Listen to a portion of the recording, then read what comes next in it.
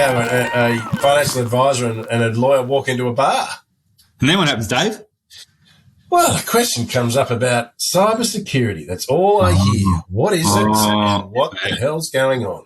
Yeah, scary. So that's Medibank, that's Optus. There's been plenty of cases in the media about cybersecurity, big cases, but there's also been lots of little ones. You hear these reports that say there's billions of dollars lost in the community, in small businesses and from individuals relating to cybersecurity breaches. I don't really know if all of that's true, but we've had clients who've been hacked, and we've had clients who've paid to the wrong person, and we've had litigation about that.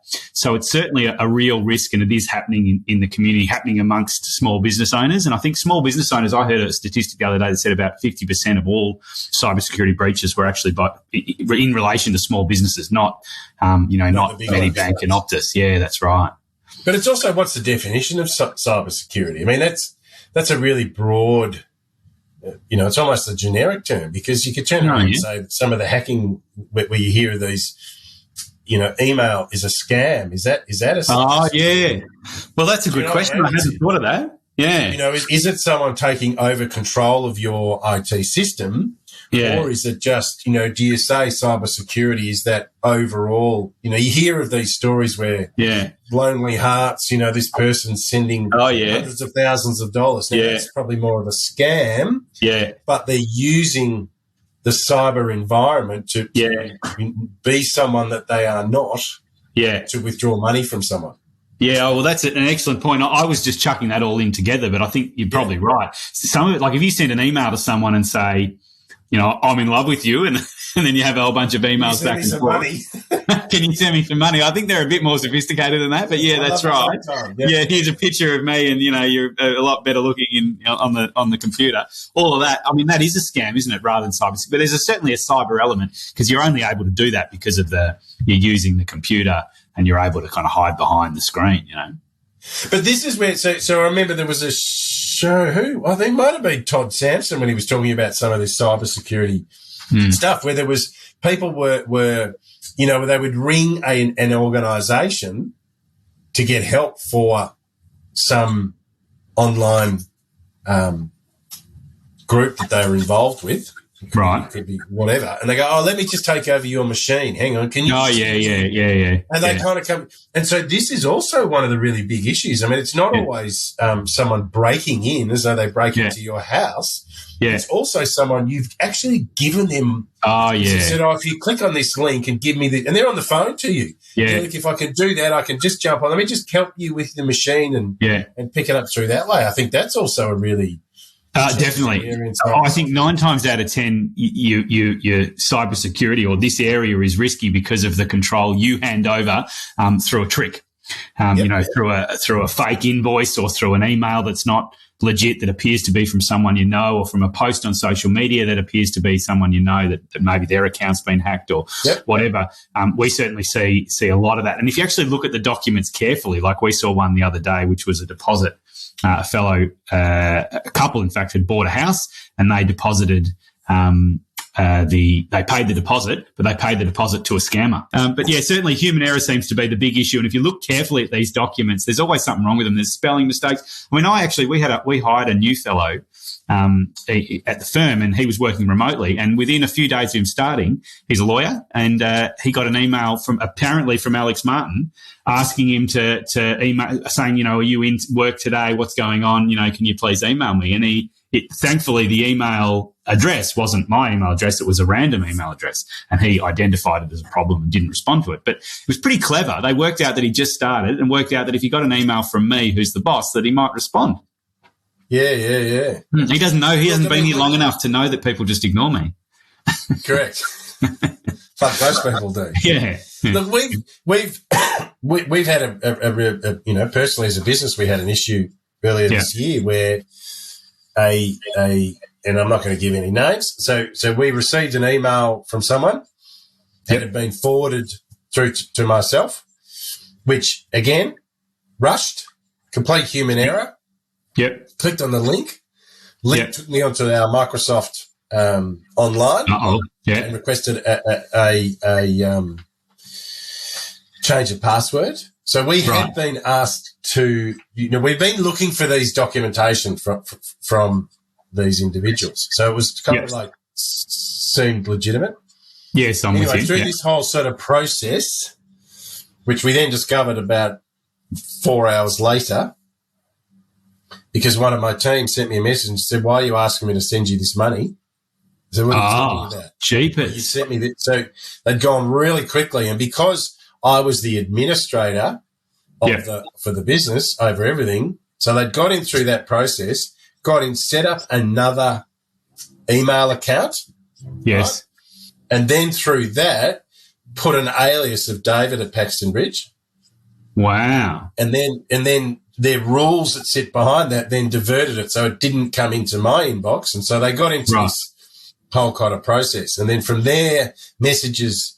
So by the time we'd sort of crossed a lot of this off and emails had gone out to some clients, and some clients had actually paid some funds out through invoices saying it was from me. But they basically took my auto signature, put it through. So it really looked like me, but the language on some of it. So with this sort of whole thing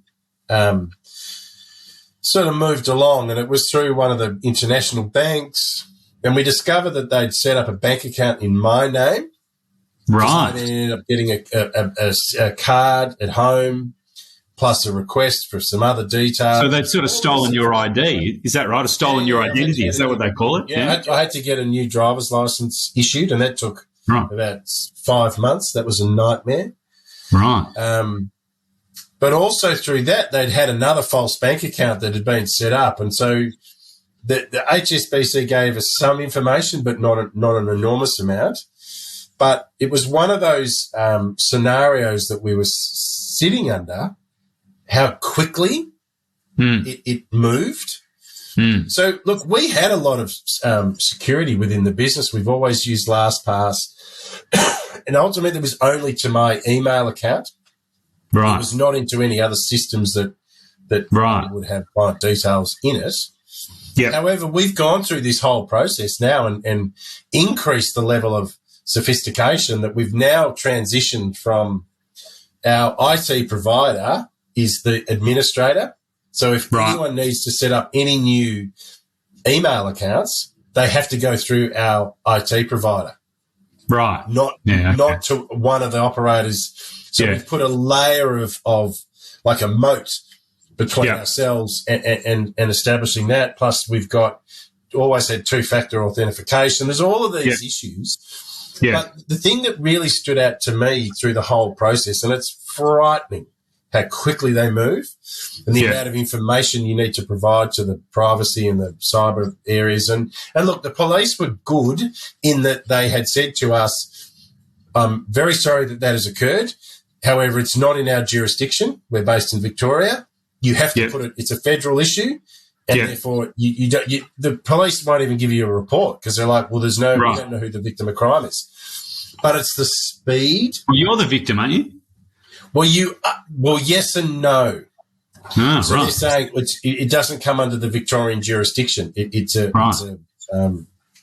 For whatever reason, it went through the process. But what's quite frightening, so the topic that we're talking about is cybersecurity, is the speed with which they move to do this stuff. And it's like they're trawling. So that was our experience, and we've got over it, and we've improved our processes, but people need to be constantly vigilant. Yeah. Always. And I agree with your point before around check it. If it doesn't look right, something with some of the emails, it's and the language, the not capitals and different, and just grammatical and spelling errors always seem to sort of throw stuff out. But it is that level that is quite frightening, and I think it's only going to get worse. Right. Yeah, and we're all still pretty illiterate about it. I mean, none of us really know what cybersecurity is or what to do about it. So if you're advising yourself about like how to avoid that happening for other business owners, what have you done now? What are the kind of the checklists that you've got now that you didn't have before? Well, we're sort of, there's been a whole range of things. So we've put another tier. We have an external mail guard that supports all of our emails that captures everything before they're released. We've moved over and now got everything done through our IT provider. So we're using SharePoint through Microsoft, and there's another couple of layers. We've always had two-factor, but we've increased that level of two-factor authentication to get into anything in particular. But they didn't need two-factor to get into your emails. Was that the case? No, because what happened is that because I had gone in and changed my password, what had occurred is that because I was the profile that had the administration. Yes, I see. Yeah. So that's where we've turned around and said, well, then you shouldn't. No one in the business should have administrator capability. Try and put it. So it's always hard because a small business, you're not going to give part of that to a third-party IT provider. But the IT providers that I have, I know the owners, and they've worked with me for 15 years, so I know who they are. But one thing that someone said to me the other day was, yes, you need to document and, again, have these discussions with your staff, especially if you've got multiple people in multiple sites, that they will do testing. So they push messages out to people. But the big one that a lot of people don't realise, if you think that you have been hacked, unplug your machine from the internet. Oh, right. Oh, okay. Can you? Yeah, no. Most of them are wireless, aren't they? But you can. So out of that, then close down, put it in airplane mode. Right. Oh, okay. Like that was the really biggest one, and that's a really one that I hadn't really thought of, because if you think that one of your machines has been compromised, that's the entry point into your business, and it's through some other way, kill it. Like you literally. You disconnect the power source, which is the internet, to that machine. Right. Oh, that's a great bit of advice. So if you're worried about it, just put it in airplane mode or unplug it or whatever it is to get it off the internet so that you can stop the attack. Correct. But then doesn't it become self-aware and try and kill you? Well, there's a movie in that. I think if you try and unplug the internet, it doesn't like that. No. It'll come back and grab you. But look, I thought that was a really interesting point that the person that we were talking about, from a security point of view, you could have 10 or 15 people in the office, and it's very easy. I mean, people forget in bits and pieces. Oh, that's of course. This comes in. Yeah. If you know that somebody's been compromised, bang, put it in airplane mode. Okay. So, were you updating your? Sorry.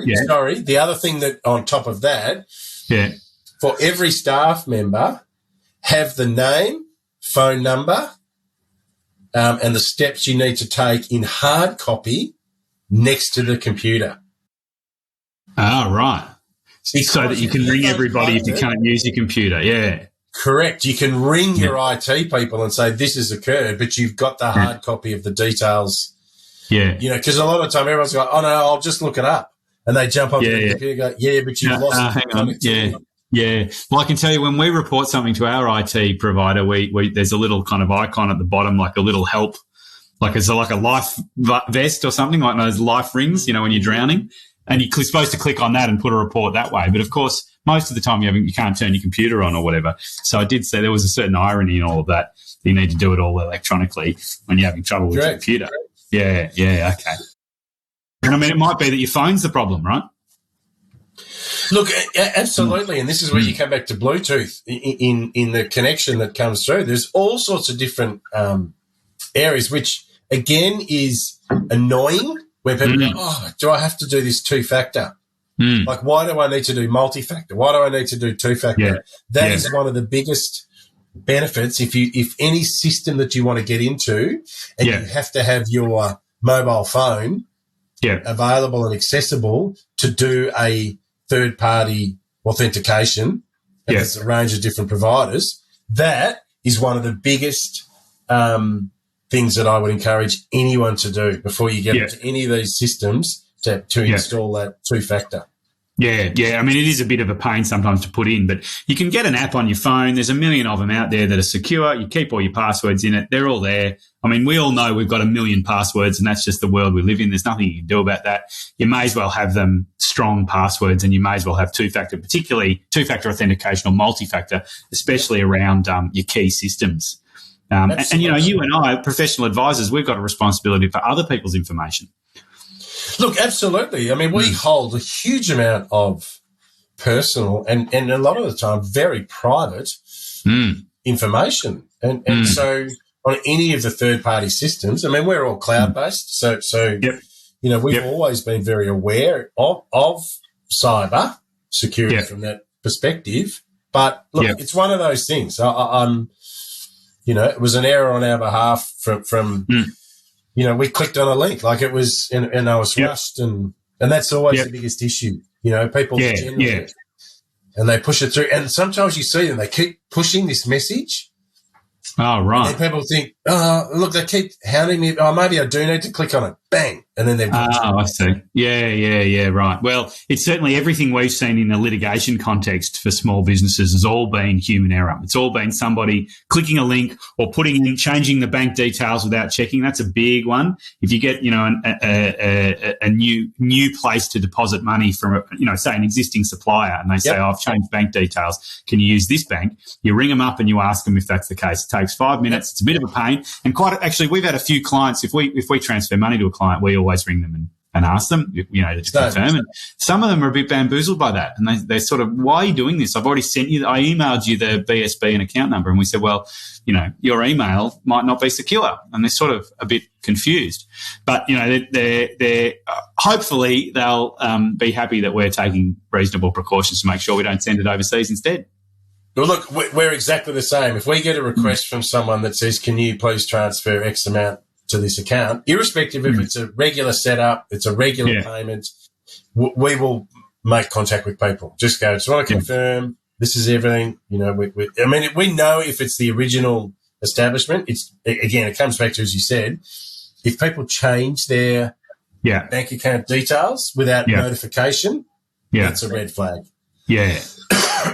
It's a bit like the same saying, you know, with people saying, oh, it seems too good to be true. Yeah, maybe usually it is. Yeah. So if it just doesn't look or feel right on any form of cybersecurity that comes through, then just second guess it. Yeah. Yeah, and most of the time, I mean, you're not going to go wrong. If you delete something that's actually legitimate, well, they'll contact you again, or they'll ring you, or whatever it is.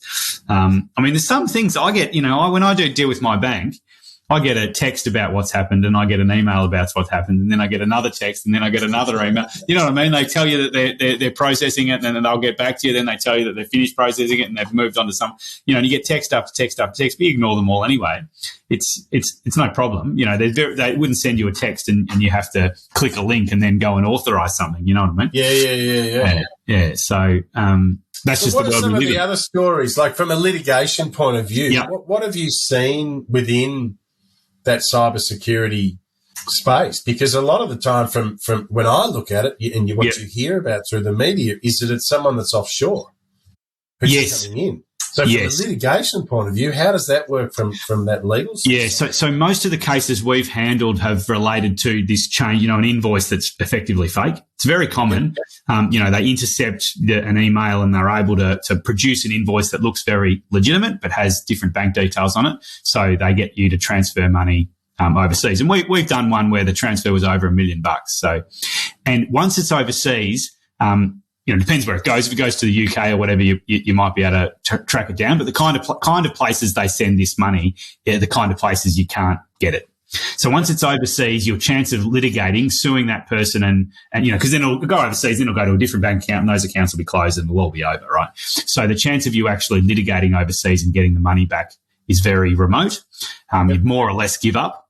But there's other recourse. So you can claim, sometimes the bank can stop it or reverse it. If they can't reverse it, sometimes they'll pay you because they've made a mistake, depending on complete. And then, you know, this is where training and all that stuff becomes relevant. So the bank can sometimes reverse. Bank can sometimes take money out of an account and put it back sometimes. And sometimes they'll pay you because it's sort of partially their fault. And then you can have insurance policies, so you can claim on your cyber insurance if you have it, and you should have cyber insurance if you can. But again, that'll become, you know, in order to get cyber insurance, you need to have the right policies in place. And so that, you know, training your staff and making sure you got two-factor and all of that are all part of your kind of minimizing your insurance risk or your uninsured risk. And then you can obviously report it to the police, and there is some victims of crime type stuff. But I'm just hearing now that if it's an international person, the police aren't very interested. So it's very difficult for them because their jurisdiction is Victoria. Yeah, I bet, and they're not. It's not an inter-Victoria crime. Yeah. What do we do? Like, what do you want me to do? So you go through to the Office of, can't remember the name off the top of my head. Yeah. It's the Office of, it's a privacy issue. Fraud. Right. Like there's quite a structured sort of process. And so from disaster recovery, you've really got to step your way through some of that. Yeah. So look, there's alternatives, there's stuff you can do, but I can tell you if someone steals your money and pops it overseas, you're up against it. You're really hoping that there's the various ways of trying to recover it. But it's, the traditional kind of litigation path, which is you find the defendant and you sue them, is not viable because the money's gone to, to Nigeria or to somewhere where it's going to be very difficult for you to track it. And then probably even if you did go there, you can, the bank account would have been closed and the money withdrawn and all that sort of stuff. Yes. So it's going to be very difficult. I mean, we did once years ago a litigation where we managed to serve and to locate and then serve a guy in Morocco. He was sort of hiding. He was a Moroccan national and he was hiding in Morocco. And we found him and we tracked him down, found him, served him, got a judgment against him, got our Australian judgment registered in Morocco and then had him arrested in Morocco. And eventually... Did you have to personally go and serve him? And we sent an off-duty police officer over. We hired them, as a process server, and they were armed. Like they went to, to a small town in Morocco, which was relatively dangerous, and found him and served him. So yes, we did, and obviously that's expensive and difficult, but it is possible. But we knew, what town he'd gone to and that sort of stuff. Whereas, this was in the days before cybercrime was a big thing. It was actually a love scam, believe it or not. It was a scam. Yeah, it was. We never actually got to the bottom of that. It was a lady who was very wealthy and who'd given a loan, a commercial loan, and there was a commercial loan document to a much younger, attractive fellow. And I think she never quite said, but I think it was a love scam, I think, yeah. So, and he just, as soon as he got the money, guess what? And he was a Moroccan national. Guess what he did? He pissed off to Morocco. What a surprise, right? I mean, it was sort of obvious, but I guess when you're in a personal relationship with someone, maybe you don't think like that. Yeah. So, off he went and we tracked him down and we got the money back. He actually paid in full and the interest and the court costs and everything. So it is possible, but it's very unusual. Frankly, I was surprised we managed that. Sorry? Yeah, must be the lawyers that they had on it. Oh, they had the best young gun. This was one of the first international cases I ran as a young lawyer, and I was everyone in the office was surprised. That Alex Martin succeeded. Wow, who would have thought? Yeah, that's right. Who would have thought? Yeah, so you can do it, but it's rare. I mean, that's that most of the time, once the money's overseas, that's that. And so that's what's so scary. You could end up transferring your money, we've got a trust account. We've got a whole bunch of clients' money. If we were to transfer money out of our trust account to the wrong person or overseas through a scam, that would be an absolute disaster, because that's not our money and we'd be in breach of the trust rules. It'd be a disaster. So, solicitors and other professionals have got an extra obligations to be extra careful. Yep. Yeah. And again, look, I think, and this is where it's interesting because I see it, like I've got, young adult children, teenagers, and they're so free with giving some of their information away. Something comes to them and they don't really always just think about it. And I think part of it is again, coming back to the issue, if we're talking about cybersecurity as a business owner, I think we need to constantly talk and communicate with people about it, purely for the fact that you just don't know. But it's not a given that people remember to do certain things. I do think it's one of those things we just need to remind people, you just need to remain vigilant. Yep, absolutely. And when you're sending an email, and we send so many emails a day, and you send them without thinking, you send them just off the top of your head, you receive an email and you respond before you know it. And you got to stop that and you got to slow that down. Because an email is a communication with an outside person, and that might be that you send the wrong, you misspell something, or it might be you send it to the wrong person, In litigation, there's every litigation lawyer is paranoid that one day they'll send what they were going to send to their client, they'll send to the other side because the other side's on their mind, and so they'll go, dear, isn't Steve an idiot? You know what I mean? So you obviously, but even those sort of mistakes are easy to make, and then taking it to the next level, cybersecurity, it's easy to breach when you're tired and not thinking. But a lot of people are starting to say now, email is really a very limited communication tool. Yeah. in that if people are going to provide documents, you should have some sort of online secure portal. Yeah. That is limited to who can actually have access to it. Yeah. And can keep track of who's accessed it. And documents are put into that portal and not sent, which again, this slows down the wheels of commerce. Yeah. But it just has to be done. Yeah. Yeah. But yeah. Well, I mean, simple as that. Yeah. Yeah. I mean, those portals where it's available for a little while and only for downloadable by one person or whatever are pretty handy. They're very safe, although they are a pain in that, once one person's downloaded them, then other people might need them, But I think that's the price you pay for security. And we've always got to be online secure. Yeah.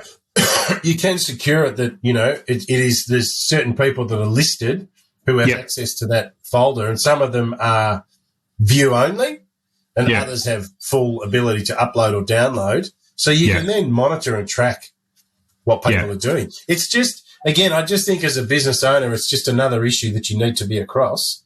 Yeah. And one of those things that's very, very difficult to not have, a handle on it. And if you're not aware or how to deal with it, seek advice.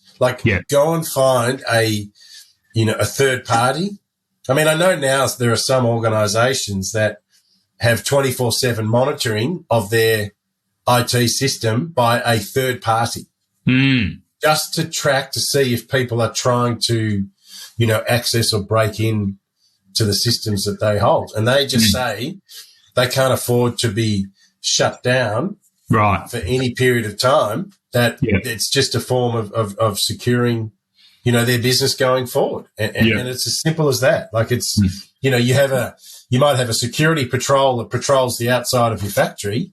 Well, this is, in a lot of areas, you've got someone who's, the security network is being patrolled on a 24/7 basis, but in the cloud situation. Yeah. I mean, it is. Everyone pays for it because it just all gets passed on. Yeah, I visited a client yesterday, and big operation, logistics operation, and they told me they got 170 cameras on their premises, and they had a full-time IT person who has an office there on the on the warehouse floor sort of thing, monitoring all sorts of stuff and doing all sorts of stuff to keep them online because they just can't afford to be down for 1 second. Yes, and that's just again doing business. Well, look at the stuff that we can use Medicare because it's out there, and Optus. That whole the PR that comes behind that, the challenges that organisations have, and the reputational damage to your business. But again, there's also a point that people go, oh, well, if they've got information about me, they've got information about me. But it's more if they use some of that information where they grab bits and pieces of details and then wrap it together and then, apply for a loan in your name that you're like, well, hang on, what do you mean I've got $100,000 liability? I didn't apply for that. Oh, well, here's all the documentation that shows you did. It. Yeah. Yeah. So you've got to be very aware of what's going on. Yeah. All right, Alex. Well, I'm very conscious of time for today. Is there any sort of final message you want to put around? The final message for me is if you're concerned about it, if you want to learn about it, and I think all small business owners should have some. As a small business owner, you're responsible for your IT, you're responsible for cybersecurity, responsible for HR, you're responsible for a lot of stuff. And the reality, this is one of the things I think that has to be in that list. And I found the Australian Cybersecurity Centre. So that's cyber.gov.au. Is a very helpful resource. It's got, there's a small and medium business tab, which you can go and download checklists and toolkits, and there's assessments and all sorts of stuff. Have a look around there, or get your IT person or your HR person, whoever's responsible for this. And there should be someone who's responsible, and get them to have a look at that, do some assessments, and then just make sure that your cybersecurity in your business is up to scratch, because it's just too risky to ignore. Yep. I will just completely endorse every word that you've said, Alex. There's no countering on that. You're all over it. But, I agree. I think that organisation is very good. The other one is ID Aware. Is another website that helps from a cyber point of view of seeing information. So I would have a look at that one as well, ID Aware. Yep. All right. Well, Alex, thank you. So Alex can be found via LinkedIn or through tauruslawyers.com.au. So thank you for today. I'd also like to thank myself, David Murdoch, who can be found at paxtonbridge.com, also on LinkedIn. So, Alex, once again, thank you for your time. Enjoyed the discussion on cybersecurity. And if anyone has any queries or questions, please reach out to either of us and we will talk next time. Thank you, everyone. Thanks. See ya.